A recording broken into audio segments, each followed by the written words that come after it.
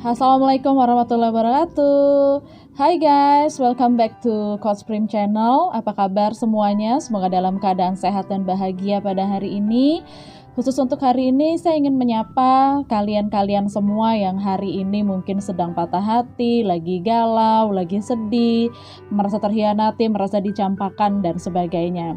Tapi sebelum itu jangan lupa like, subscribe dan aktifkan loncengnya ya. Nah teman-teman, pernah nggak di dalam perjalanan cinta kalian itu dihianati gitu ya, dicampakkan, ditinggalkan, membuat kalian merasa tidak berarti, entah itu di dalam ikatan pernikahan maupun di dalam sebuah hubungan pacaran. Nah, saya pernah ada di posisi itu dan saya tahu bagaimana rasanya. Peluk saya untuk kalian semua. Saya paham betul, saya pernah ada di posisi itu, saya tahu bagaimana rasanya. Karena dulu saya pernah jatuh cinta dengan seseorang yang saya pikir dia adalah pelabuhan terakhir saya. Kami menjalin hubungan, kemudian kami membangun visi, kami membangun mimpi-mimpi besar bersama. Tetapi kemudian tiba-tiba dia menghilang begitu saja di tengah jalan. Nah, ada nggak guys yang pernah mengalami kisah seperti apa yang saya alami? Pastinya sakit ya guys, kita lagi sayang-sayangnya, terus tiba-tiba kita ditinggal gitu aja di tengah jalan. Apalagi jika sebelumnya kita membangun mimpi-mimpi besar bersama dengan penuh cinta dan antusiasme. Dan tahu nggak guys, yang lebih sakit lagi adalah setelah 1 tahun dia menghilang, tahun depan dia kembali menemui saya dan dia mengakui kesalahan apa yang sudah dia lakukan hingga akhirnya dia harus pergi meninggalkan saya. Jadi rupanya pada waktu itu dia terpaksa pergi meninggalkan saya karena dia telah menghamili perempuan lain dan dia terpaksa harus menikahi perempuan tersebut. Dan ketika dia membuat pengakuan itu kepada saya, bayi mereka baru saja lahir. Perasaan saya sangat hancur guys, sungguh-sungguh hancur. Saya pikir setelah dia menghilang selama 1 tahun, saya sudah bisa healing dari rasa sakit itu. Tapi ternyata setelah saya berusaha untuk sembuh dari rasa kehilangan yang amat sangat, tiba-tiba dia datang kembali kepada saya, membawa sebuah pengakuan yang sangat luar biasa, menohok dan menghancurkan perasaan saya. Hati saya hancur berkeping-keping. Pengkhianatan ini sungguh luar biasa. Saya nggak percaya justru di saat ketika saya melakukan segala hal untuk seseorang yang saya cintai, di saat saya melakukan yang terbaik untuk dia, justru pengkhianatan yang saya dapatkan. Ada nggak di antara kalian yang pernah merasakan hal seperti ini? Tidak mudah bagi saya untuk bisa bangkit dari keterpurukan ini. Butuh waktu bertahun-tahun untuk saya bisa berdamai dengan hal ini, berdamai dengan diri saya sendiri, memaafkan dia. Itu waktunya bertahun-tahun. Gak kehitung berapa banyak energi yang terkuras, gak kehitung berapa banyak air mata yang telah tumpah di dalam proses itu. Namun pada akhirnya saya hanya perlu mensyukuri hari ini guys. Walaupun dia yang saya cintai itu tidak pernah datang. Ya saya nikmati saja, kelak suatu hari nanti dia yang saya cintai akan tahu bahwa saya pernah sangat keras memperjuangkan dia dan betapa dalam rasa yang saya simpan untuk dia. Mungkin dia hanya lagi pura-pura pura-pura tidak tahu, atau mungkin dia sama sekali tidak mau tahu. Ya sudah, biar saja. Jikapun hari ini saya masih memperjuangkannya, jikapun hari ini saya masih menunggunya, itu gak apa-apa. Gak ada yang salah ketika kita memperjuangkan cinta yang kita rasa. Namun ada satu hal yang menjadi bahan renungan saya, dan ini perlu menjadi bahan renungannya guys semua, bahwa yang namanya menunggu itu ada batasnya. Dan kita tahu kapan kita harus berhenti dan mulai berjalan lagi, meninggalkan tempat di mana kita pernah berjuang namun tidak dihargai. Saya tahu kapan saya harus mulai menulis lagi di lembaran yang baru, berdamai dengan semua ini, melanjutkan hidup, walaupun seringkali kenangan kami itu menjadi sebuah penghalang bagi sikap mental diri untuk melanjutkan hidup ya, di mana sedih, kecewa, rasa marah, dendam dan sebagainya jadi satu. Tapi pada akhirnya saya sampai di satu titik di mana saya tahu bahwa saya harus melanjutkan hidup saya. Dan ada sebuah kisah yang saya sendiri nggak nyangka guys, yang terjadi dalam hidup saya, dan itu yang mau saya share ke kalian semua. Bahwa ternyata patah hati, energi negatif, dendam, rasa benci dan amarah, itu kalau seandainya kalian tahu bagaimana cara mentransformasinya, merubahnya dari sesuatu hal yang negatif menjadi hal yang positif, itu akan membawa sebuah dampak yang luar biasa bagi kehidupan kalian. Saya sendiri juga nggak nyangka. Dalam kondisi patah hati waktu itu guys, saya sebenarnya sedang melanjutkan studi S2 saya di sebuah universitas negeri di Jakarta. Saya waktu itu sedang mengambil pendidikan magister manajemen di kampus saya. Saya sedang menyelesaikan studi dan S2 saya. Dan gara-gara patah hati itu, justru saya melampiaskannya untuk kuliah saya. Saya jadi teringat dengan sebuah pepatah yang mengatakan bahwa patah hati itu katanya adalah energi terbaik untuk kita melakukan hal-hal yang produktif. Dan endingnya guys luar biasa. Ketika saya lulus, jadi 2016 saya mulai S2 saya, 2018 saya lulus, dan saya lulus dengan IPK 4,00, sempurna, cum laude, dan saya menjadi mahasiswa berprestasi yang membanggakan. Dan itu adalah hasil daripada energi patah hati. Nah ini yang mau saya sharing guys ke kalian. Nah teman-teman saya bertanya pada saya, gimana sih caranya kamu bisa dapat IPK 4, nilai sempurna, nilai A semua dari semester 1 sampai semester 4, kesalahan 0% dalam pencapaian akademik ini? Well, teman-teman saya bilang itu nilai dewa. Tapi saya bilang, enggak kok, saya cuma manusia biasa sama kayak kalian. Oke? Nah, kali ini saya akan berbagi ke kalian gimana caranya saya mendapatkan ini. Lanjut untuk ceritanya. Oke, jadi IPK 4 saya ini punya sebuah latar belakang yang luar biasa, yang tadi saya sudah ceritakan ke guys semua, bahwa di awal kuliah itu saya jatuh cinta, kemudian saya menjalin hubungan dengan seseorang, kami membangun mimpi-mimpi besar bersama. Ketika hati dan segala hal sudah saya serahkan kepada dia, tiba-tiba dia pergi. Oke, nah kehilangan yang tiba-tiba itu membuat saya shock. Saya betul-betul shock, saya betul-betul down, saya sampai sempat nggak keluar kamar selama 7 hari, saya menangis. Ya, apalagi setelah saya tahu bahwa dia yang saya cintai pergi meninggalkan saya, menikah dengan orang lain, apalagi sampai menghamili perempuan itu. Hati saya terluka, hati saya hancur guys. Bagaimanapun saya manusia biasa yang bisa patah hati, yang bisa sakit hati, yang bisa merasa down seperti kalian. Sama dengan kalian. Saat itu saya lagi jatuh cintanya. Di mata saya dia adalah laki-laki spesial yang mampu menyentuh rasa. Dialah dunia saya saat itu. Kami melewati hari dengan saling mendukung, membangun mimpi besar bersama dengan penuh antusiasme. Ya. Dan dalam suasana yang seperti itu, guys bisa bayangkan betapa hancurnya perasaan saya, betapa patahnya hati saya. Dalam kehilangan itu, saya sadar bahwa pada saat itu saya punya sebuah energi besar. Energi besar dalam diri saya. Dan saya menyadari bahwa energi besar itu punya dua sisi. Ya, ketika saya sedang patah hati, saya punya energi besar, tapi saya sadari bahwa energi besar saya itu punya dua sisi. Yang pertama adalah energi itu bisa menguatkan saya, atau yang kedua, energi ini bisa menghancurkan saya. Tapi saya sadar sepenuhnya bahwa energi ini justru akan bisa menghancurkan saya. Kenapa? Karena ini adalah energi yang asalnya dari dendam, energi yang asal dari amarah. Oke. Dan akhirnya setelah melalui serangkaian proses struggling yang begitu luar biasa, saya sampai pada sebuah posisi bahwa oke, akhirnya saya memutuskan bahwa saya akan mempergunakan energi besar ini untuk mendukung kehebatan saya, untuk mendukung kekuatan diri saya. Cukup sudah bagi saya untuk berbuat konyol, melakukan hal-hal bodoh, menyakiti diri sendiri.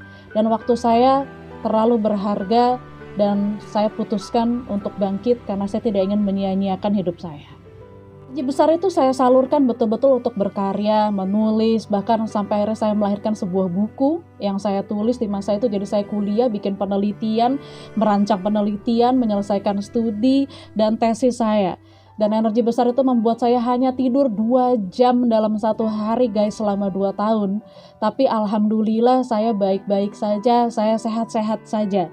Saya gunakan energi itu untuk belajar, bekerja, berkarya, merumuskan penelitian, melakukan penelitian, hingga akhirnya saya mencapai predikat cum laude dan lulus dengan IPK 4. Jujur rasanya saya nggak percaya guys.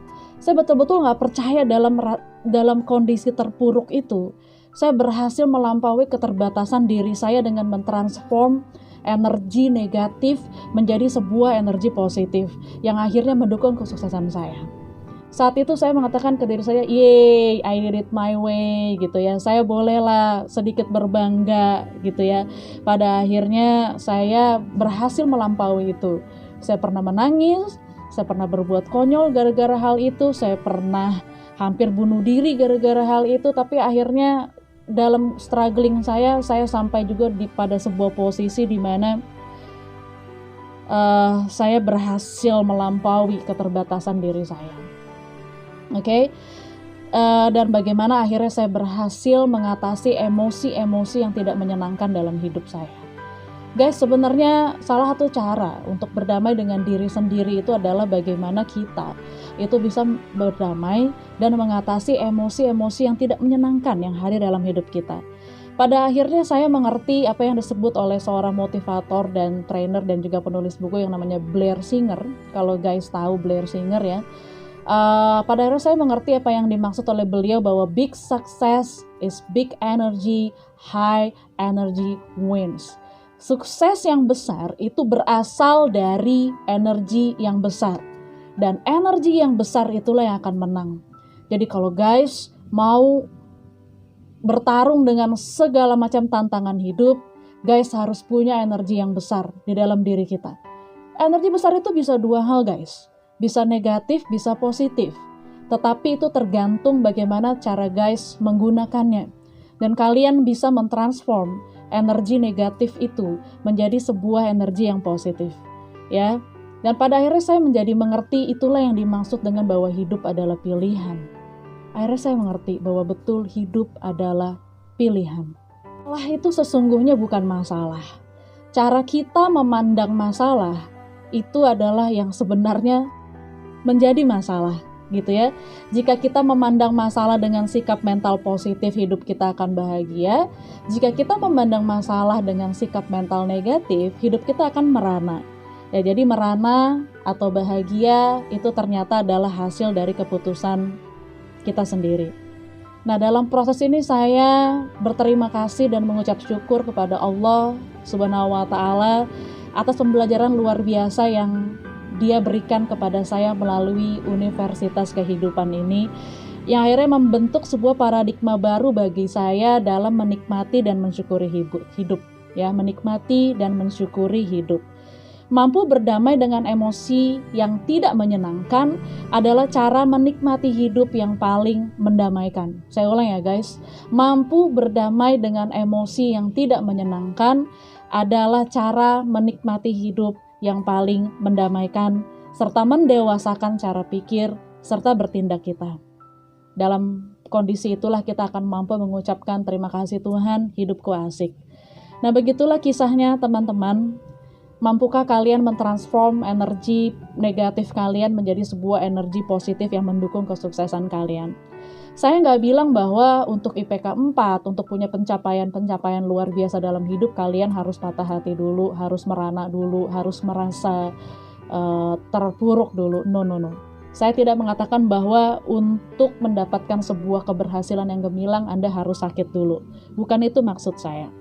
Tapi jika kalian mampu melakukan sebuah terobosan diri untuk melampaui ketakutan dan keterbatasan diri, kalian akan mampu mendapatkan pencapaian luar biasa dalam segala macam aspek kehidupan kalian.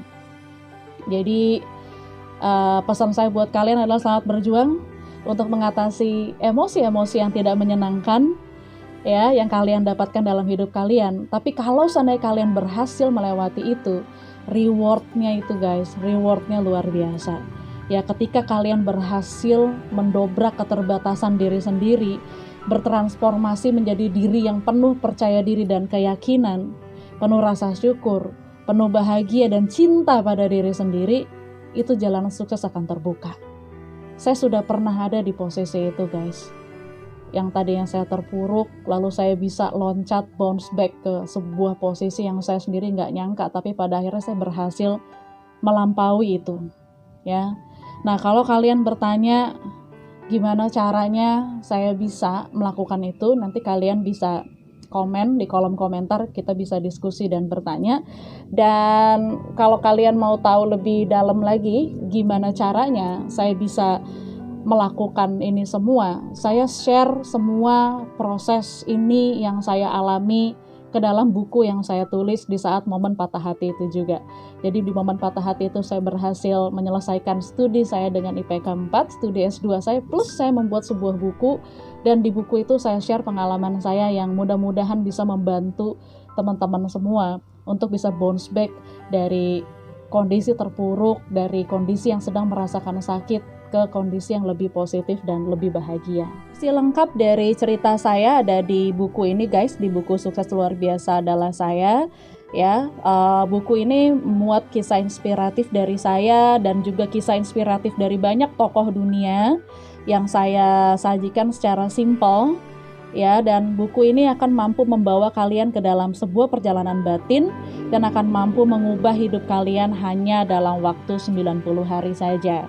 Dan di buku ini juga ada teknik rahasia yang saya ulas di dalamnya, lengkap tentang pembahasan mengenai mindset, energi, perubahan, teknik healing, serta bagaimana kita bisa memprogram ulang alam bawah sadar kita, sehingga kalian bisa mengatasi semua rasa ketakutan, rasa kesakitan, dendam, amarah, dan sebagainya, sehingga kalian menjadi jauh lebih positif dan bahagia. Tentang teori guys, buku ini adalah tentang kumpulan pelajaran berharga, yaitu pengalaman hidup, baik dari hidup saya dan juga hidup begitu banyak orang yang begitu inspiratif, bagaimana kita bangkit dari keterpurukan dan keputusasaan. Kasus yang saya ceritakan hari ini kepada guys semua hanyalah sebagian kecil dari kasus hidup dan perjalanan hidup saya yang saya ulas di dalam buku ini. Di antara begitu banyak pembelajaran luar biasa lainnya.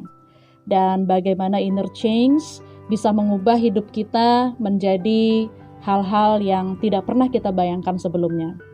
Silakan kalian mendapatkan buku ini dan saya berharap bahwa buku ini mampu menemani stay home-nya teman-teman semua supaya menjadi lebih positif dan bahagia. Petin bukunya baik dalam versi buku cetakan seperti tadi ataupun versi e-booknya.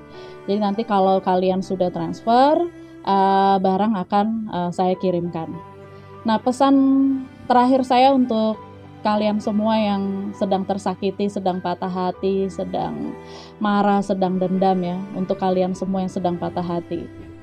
Ketika dirimu bertanya, kenapa dia pergi?